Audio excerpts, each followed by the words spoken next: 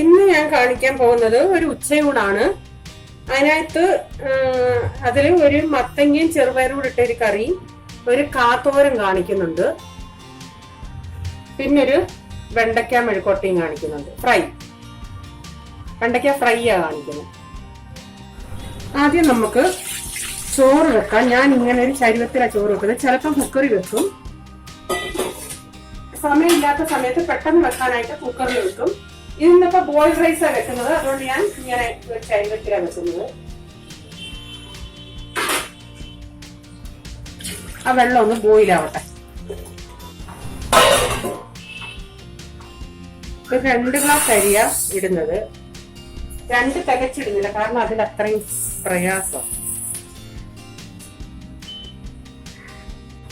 ഞാനിപ്പോ 1 കപ്പ് ചെറുപയറാ ചേർക്കുന്നത്. നിങ്ങൾക്കുള്ള ചുമന്ന പയറുണ്ടല്ലോ നമ്മുടെ നാട്ടിലത്തെ, അതാ എനിക്ക് ഒന്നുകൂടെ ടേസ്റ്റ് ആയിട്ട് തോന്നിയിരിക്കുന്നത്. ഇവിടെ ഇത് മോൾമോന് ഭയങ്കര ഇഷ്ടം, അങ്ങനെ കോരി കുടിച്ചോളും. ഇതൊന്ന് കഴുകിയിടട്ടെ ആദ്യം. ഇതിപ്പോ അരിയുടെ വെള്ളം ബോയിലായിട്ടുണ്ട്, അതിലോട്ട് നമുക്ക് അരി ഇട്ട് കൊടുക്കാം.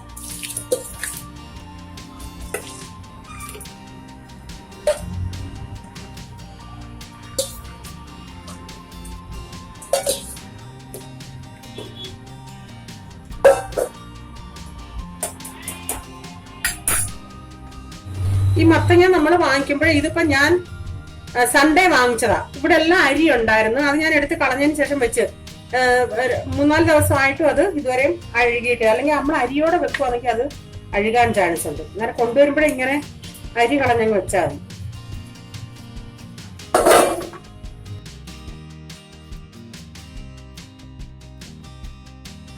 മത്തങ്ങ പയറൂടെ കുക്കറിനകത്ത് വെച്ചിട്ടുണ്ട്. അതിനോട് 1/4 ടീസ്പൂൺ മഞ്ഞൾപ്പൊടി കൂടി ഇട്ട് അത് നന്നായി വേവട്ടെ.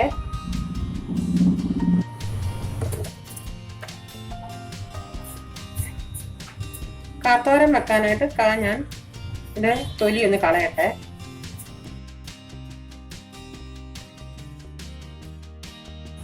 അരി ഇപ്പം തിളച്ചിട്ടുണ്ട്. ഇനിയൊരു തീ കുറച്ചതിന് ശേഷം ഒരു 5 മിനിറ്റ് അവിടെ കിടക്കട്ടെ. അതിനുശേഷം ഞാൻ ഇത് ഓഫ് ആക്കിയിടും, എന്നിട്ട് അടച്ചു വെക്കും. 5 മിനിറ്റ് ലോ ഫ്ലെയിമിൽ ഇങ്ങനെ കിടക്കട്ടെ.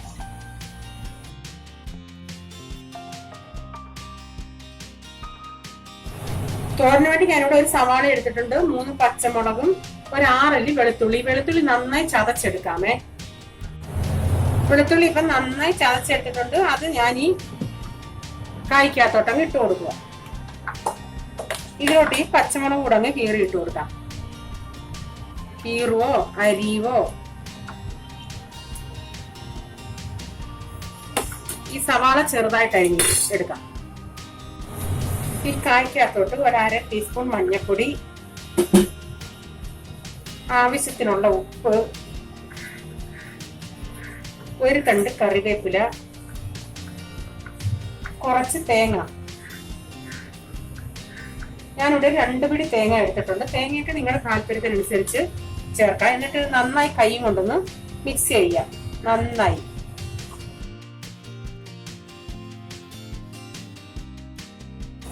കാത്തോരൻ വെക്കാനായിട്ട് കടായി വെച്ചിട്ടുണ്ട്. അതിലോട്ട് കുറച്ച് ഓയിൽ ഒഴിച്ചു കൊടുക്കാം. ഇതിലോട്ട് 1/2 ടീസ്പൂൺ കടുക്, ഒരു നുള്ളി ജീരകം,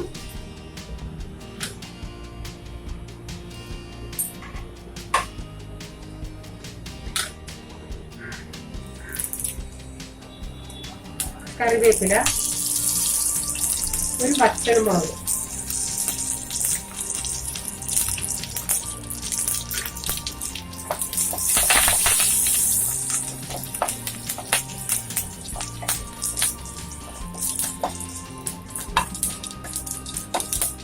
ഇതിലോട്ട് ചെറുതായിട്ട് അരിഞ്ഞ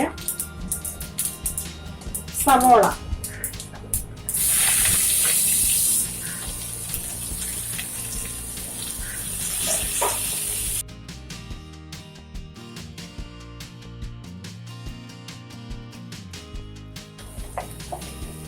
ഇതിലോട്ട് സവാള വഴന്നിട്ടുണ്ട്. ഇതിലോട്ട് കായ ഇട്ട് കൊടുക്കാം.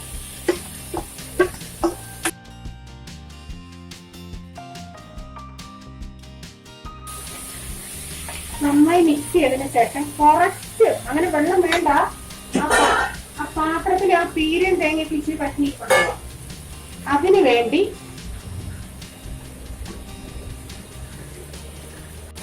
ഇത്രയും വെള്ളം. ഇനി തീ കുറച്ചിട്ട് നമുക്ക് വേവിക്കാം. തീ കുറഞ്ഞിട്ടാൽ മതി, കാരണം ഇതൊന്ന് ആവി കയറിയാൽ മതി. ഏറ്റവും തീ കുറച്ചിട്ട് അടച്ചു വെച്ച് നമുക്ക് വേവിക്കാം.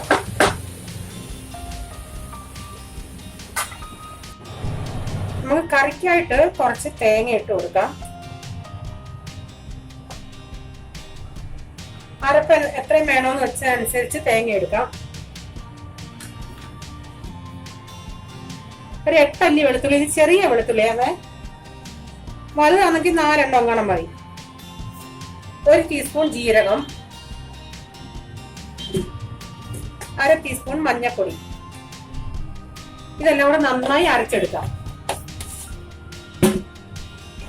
കായ ഇടയ്ക്കൊന്ന് ഇളക്കി കൊടുക്കണേ.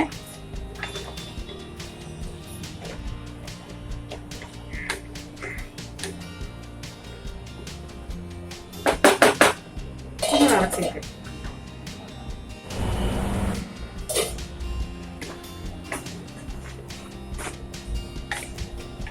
ഈ ഒരു കഷ്ണം നമുക്കെടുത്ത് നോക്കാം വെന്തോന്ന്.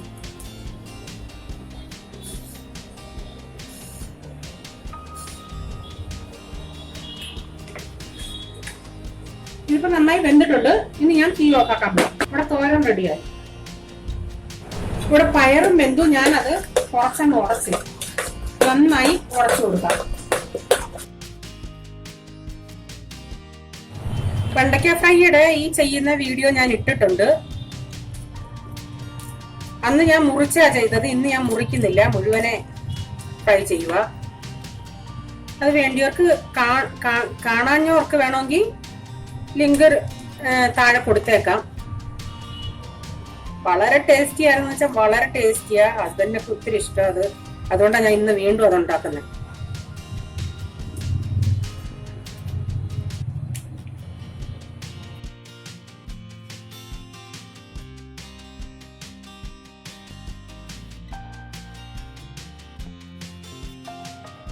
വെണ്ടയ്ക്ക ഫ്രൈ ചെയ്യാൻ ഓയിൽ ഒഴിച്ചിട്ടുണ്ട്.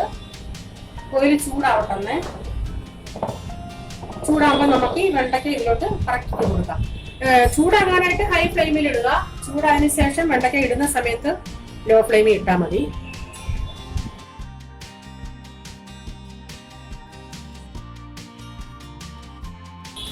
മീഡിയം ഫ്ലെയിമിൽ കിടന്ന് വേവട്ടെ.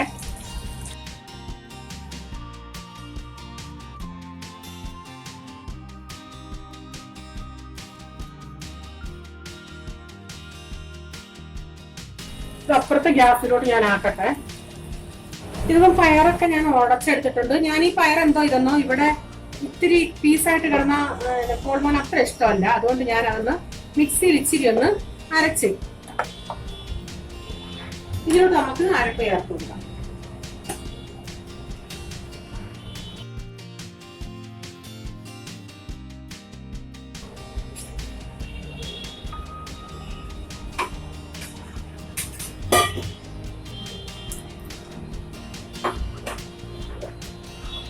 ഇനി ഉപ്പൂടങ്ങ് ചേർക്കാം.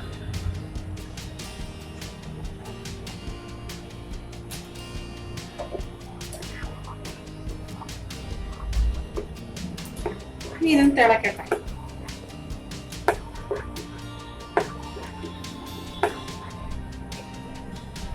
ഉപ്പൊന്ന് നോക്കട്ടെ.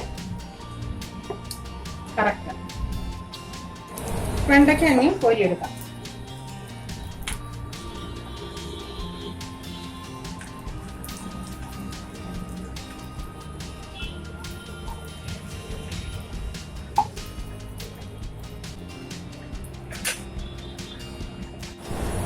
ഇതിപ്പോ കറി തിളക്കുന്നുണ്ട്. 1 മിനിറ്റ് ഇങ്ങനെ കിടന്ന് തിളക്കട്ടെ.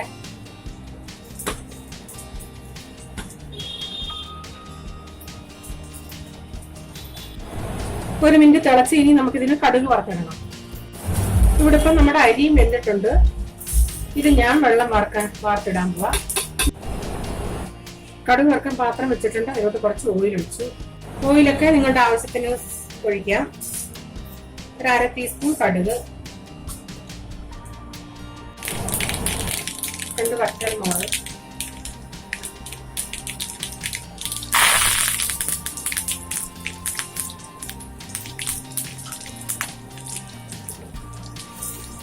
ഒരു അരമുറി സവാള,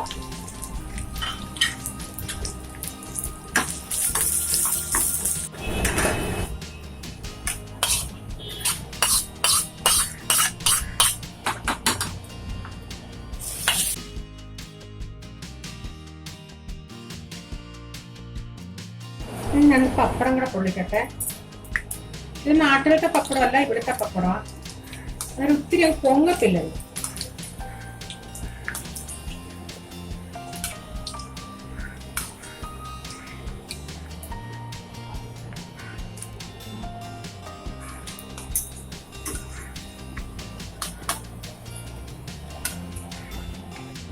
നമ്മുടെ ഉച്ചയൂണ് റെഡിയാണ്. ചോറ് റെഡിയായിട്ടുണ്ട്. കാത്തോരൻ, മത്തങ്ങയും പയറും കൂടിട്ട കറി, പപ്പടം, ഇത് വെണ്ടയ്ക്ക ഫ്രൈ.